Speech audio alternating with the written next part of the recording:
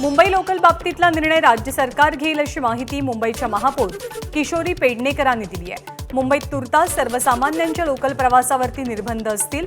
नव्या नियमावलीनुसार केवळ अत्यावश्यक सेवा कर्मचाऱ्यांनाच लोकल प्रवासाची मुभा असेल, तर महिलांनाही परवानगी मिळण्याची शक्यता आहे। राज्यात अनलॉकचे नियम जाहीर झालेत, त्यानंतर सोमवारपासून बाजारपेठा खुल्या होतील। व्यापारी संघटनांनी सरकारच्या नवीन नियमावलीचं स्वागत केलंय।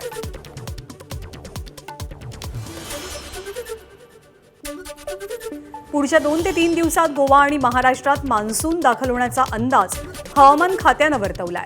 सध्या मान्सून पश्चिम किनारपट्टीवर कारवारपर्यंत आलाय। पुढच्या 2 दिवसात कर्नाटकातील किनारपट्टी भागात अतिमुसळधार पावसाचा अंदाज आहे। पंढरपूरमध्ये रात्री विजांच्या कडकडाटासह पावसानं हजेरी लावली। जोरदार पावसामुळे पंढरपुरातील काही भागात पाणी साचल्याचं पाहायला मिळालं। वसई विरार नालासोपाऱ्यातही पावसानं हजेरी लावली। या भागात वाऱ्यासह हलक्या सरी बरसल्यात। रत्नागिरी जिल्ह्यात काल वादळी वाऱ्यासह जोरदार पाऊस पडला। चिपळूण, खेड, दापोली, गुहागरमध्ये ढगांच्या गडगडाटासह मुसळधार पावसानं हजेरी लावली। पिंपरी शहरात सकाळी हलक्या सरींना सुरुवात झाली, मात्र दुपारनंतर शहरात मुसळधार पाऊस बरसू लागला। अचानक पावसाचा जोर वाढल्यामुळे पिंपरी वासियांची तारांबळ उडाली। स्पुटनिक व्ही लशीच्या उत्पादनाला सीरम इन्स्टिट्यूटला परवानगी मिळाल्याची माहिती मिळते। DCGI-कडनं सीरम इन्स्टिट्यूटला स्पुटनिक लशींच्या निर्मितीला परवानगी दिली गेल्याचं कळतंय। यामुळे रशियाच्या स्पुटनिक व्ही लशीचं उत्पादन भारतात सुरू होऊ शकतं। तिसरी लाट येण्यापूर्वी लहान मुलांसाठी लस उपलब्ध करण्याचे प्रयत्न सुरू आहेत। भारत बायोटेकची कोवॅक्सिन आणि झायडस कॅडिला या लशींची लहान मुलांवरची चाचणी झाली असून त्यांना लवकरच परवानगी मिळू शकते। राज्यात म्युकरमायकोसिसच्या रुग्णांची संख्या वाढते। या आजारावरील उपचार सामान्यांना आर्थिकदृष्ट्या परवडणारे नाहीत, त्यामुळे खासगी रुग्णालयांसाठी या आजारांच्या उपचारांचे दर निश्चित केले गेलेत। या संदर्भातील आरोग्य विभागाच्या अधिसूचनेला मुख्यमंत्र्यांचीही मंजुरी मिळाली आहे। राज्यात आतापर्यंत म्युकरमायकोसिसच्या 6003 रुग्णांची नोंद झाली आहे, तर 4024 रुग्णांवर उपचार सुरू आहेत। आतापर्यंत राज्यात 1450 रुग्णांवर यशस्वीपणे उपचार केले गेलेत। देशात काल दिवसभरात 1,20,529 नव्या रुग्णांची भर पडली, तर 1,97,894 रुग्णांना डिस्चार्ज मिळालाय। राज्यामध्ये काल दिवसभरात 20,852 रुग्णांनी कोरोनावर मात केली, तर 14,152 नव्या रुग्णांची नोंद झाली आहे। मुंबईमध्ये दिवसभरात 973 नवे रुग्ण नोंदवले गेले, तर 1,207 रुग्णांनी कोरोनावर यशस्वीपणे मात केली। देशातील ग्रामीण भागात कोरोना मृतांची संख्या वाढल्याचं समोर आलंय। मे महिन्यात झालेल्या मृतांपैकी 52% मृत्यू हे ग्रामीण भागात झाल्याचं दिसून आलं। मुंबई महानगरपालिकेनं काढलेलं लशींचं ग्लोबल टेंडर अखेर रद्द झालंय। कोरोना लसीकरणाचा वेग वाढवण्यासाठी मुंबई मनपानं ग्लोबल टेंडर काढलं होतं, मात्र या निविदा प्रक्रियेत भाग घेतलेल्या 9 कंपन्यांपैकी एकही कंपनी पात्र न ठरल्यामुळे हे टेंडर रद्द झालंय। औरंगाबाद शहरात 45 वर्षांवरील व्यक्ती लस न घेता बाजारामध्ये फिरल्यास दंडात्मक कारवाई केली जाईल। मनपा आरोग्य अधिकारी नीता पाडळकर यांनी याची माहिती दिली।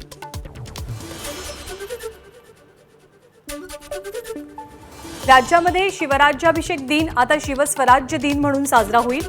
या दिवशी सर्व सरकारी कार्यालयांवरती भगवा ध्वज फडकवण्याचे आदेश दिले गेलेत। ग्रामविकास मंत्री हसन मुश्रीफ यांनी याविषयी सर्व जिल्ह्यांचे आयुक्त आणि जिल्हा परिषदेच्या अध्यक्षांना पत्राद्वारे निर्देश दिले।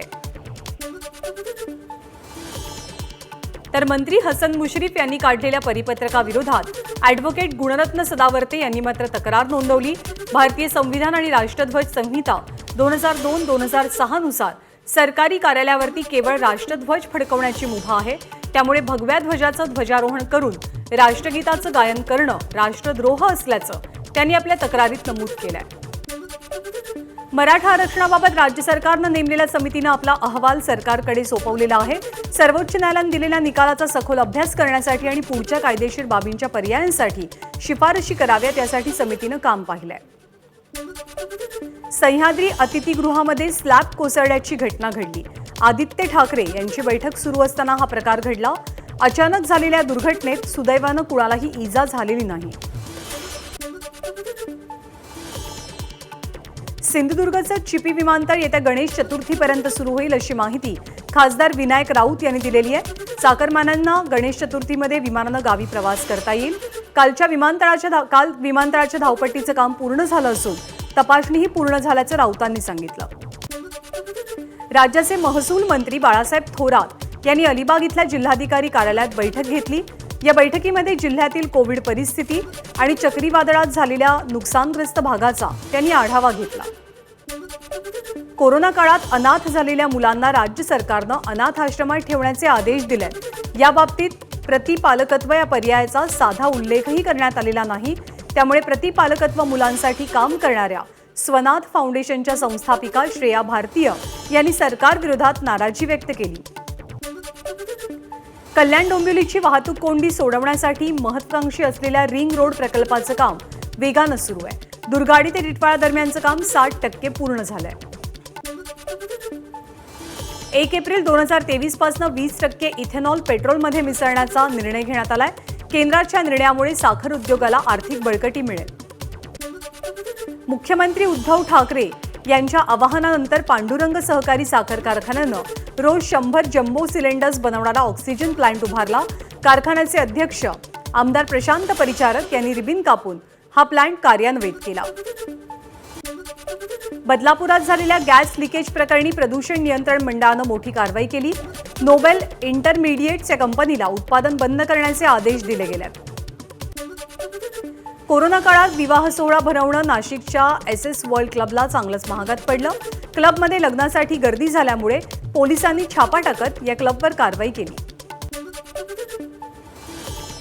कल्याणमध्ये बनावट ओळखपत्र बनवून देणाऱ्या एका तरुणाला अटक झाली आहे। धनंजय बनसोडे असे या तरुणाचं नाव आहे। सामान्य नागरिकांना रेल्वे प्रवासाची परवानगी नाही आणि अशा प्रवाशांना हेरून तो अत्यावश्यक सेवेतला बनावट ओळखपत्र बनवून द्यायचा। लशींसाठी बनावट ओळखपत्र प्रकरणात मुंबईतील शिवसेनेच्या बड्या नेत्याचा हात असल्याचा आरोप मनसेनं केलाय। फ्रंटलाईन वर्करचं ओळखपत्र दाखवून लस घेणाऱ्या अभिनेत्रीची एका शिवसेनेच्या नेत्याच्या सोबत ओळख असल्याचाही आरोप मनसेचे नेते अविनाश जाधवांनी केला। मुंबईतल्या काळबादेवीच्या परिसरात 3 कोटींचा ड्रग जप्त झालाय। एनसीबीकडनं ही कारवाई करण्यात आली। या प्रकरणी एका 50 वर्षीय महिलेला अटक झाली आहे। नाशिकच्या सटाणा तालुक्यातील पिसोळबारी घाटात बिबट्यानं शेतकऱ्यावरती हल्ला केला। या हल्ल्यामध्ये शेतकऱ्याचा मृत्यू झालाय। नंदकिशोर पवार असे या शेतकऱ्याचं नाव आहे। राष्ट्रीय सेवा दलाच्या 80व्या वर्धापन दिनी संस्थेतला वाद समोर आलाय। राष्ट्रीय सेवा दलाचे कार्यकारी विश्वस्त आमदार कपिल पाटील यांच्या विरोधात सेवा दलातील पदाधिकाऱ्यांनी संस्थेच्या पुण्यातील मध्यवर्ती कार्यालयासमोर बेमुदत उपोषण केलं। बुलढाण्याच्या खामगाव तालुक्यातील बोरी अडगाव परिसरात पांढरा कावळा आढळून आल्यामुळे नागरिकांमध्ये कुतूहलाचं वातावरण निर्माण झालंय। रंगद्रव्याच्या कमतरतेमुळे पूर्ण पांढरा रंग अशा पक्ष्यांना मिळतो असं पक्षी अभ्यासकांनी सांगितलंय। अकोला जिल्ह्यात कालपासून पावसाच्या सरी बरसतात। दरम्यान पावसाळी वातावरणात एक मोर मनसोक्तपणे नाचताना पाहायला मिळाला। मीरा भाईंदरमध्ये सरकारी जागेतील कांदळवन हे संरक्षित वन म्हणून जाहीर झालंय। महसूल विभागानं वन विभागाकडे मीरा भाईंदर क्षेत्रातील सरकारी जमिनीवरील सर्व कांदळवन क्षेत्र हे सुपूर्द केलंय। आषाढी वारीचा निर्णय घेताना कुंभमेळ्यानंतर झालेल्या स्थितीचा विचार करा असं मत पंढरपूर विठ्ठल मंदिर समितीचे माजी अध्यक्ष शशिकांत पागेंनी व्यक्त केलंय। वारकरी शिस्तबद्ध आणि वैज्ञानिक दृष्टिकोनातून विचार करणारा आहे, त्यामुळे तो योग्य निर्णय घेईल अशी अपेक्षाही त्यांनी व्यक्त केली। तर यंदा पंढरपूरची पायी वारी व्हायलाच हवी अशी मागणी भाजपच्या आध्यात्मिक आघाडीचे नेते तुषार भोसलेंनी मुख्यमंत्र्यांकडे केली आहे। मुख्यमंत्र्यांनी वेळकाढूपणा न करता वारकऱ्यांसोबत चर्चा करावी आणि नियमावली तयार करा अशी त्यांची मागणी आहे। गेल्या 2 दिवसांपासून बेपत्ता असलेला वसई विरार पालिकेचे सहाय्यक आयुक्त प्रेमसिंग जाधव संध्याकाळी आपल्या घरी आले। 2 जूनला ते कामावरनं घरी परतले नव्हते। विरार पोलीस स्थानकात ते बेपत्ता असल्याची तक्रार नोंदवली गेली होती।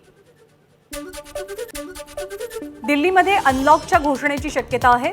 मुख्यमंत्री अरविंद केजरीवाल दुपारी पत्रकार परिषद घेऊन ही घोषणा करू शकतात। दिल्लीमध्ये 7 जूनपर्यंत लॉकडाऊन वाढवला गेला होता।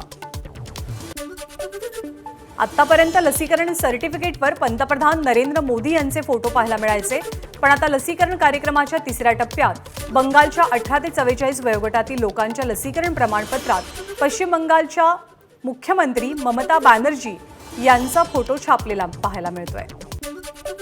केंद्र सरकारच्या नाराजीनंतर ट्विटर अखेरीस झुकलेलं आहे. उपराष्ट्रपती व्यंकय्या नायडू यांच्या वैयक्तिक ट्विटर हँडलला पुन्हा एकदा ब्लू टिक मिळाली आहे. उपराष्ट्रपती व्यंकय्या नायडू यांचं ट्विटर अकाउंट दीर्घकाळ वापरात नसल्यानं ब्लू टिक काढण्यात आली होती, असं स्पष्टीकरण ट्विटरकडनं दिलं जात होतं.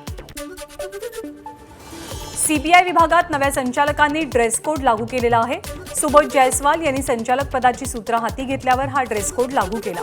पुरुषांसाठी collar shirt, formal trousers, formal shoes, तर स्त्रियांसाठी साडी, सूट, फॉर्मल शर्ट आणि ट्राउझर असा हा ड्रेस कोड आहे. जागतिक पर्यावरण दिनाच्या कार्यक्रमानिमित्त पंतप्रधान नरेंद्र मोदी संबोधित करतात.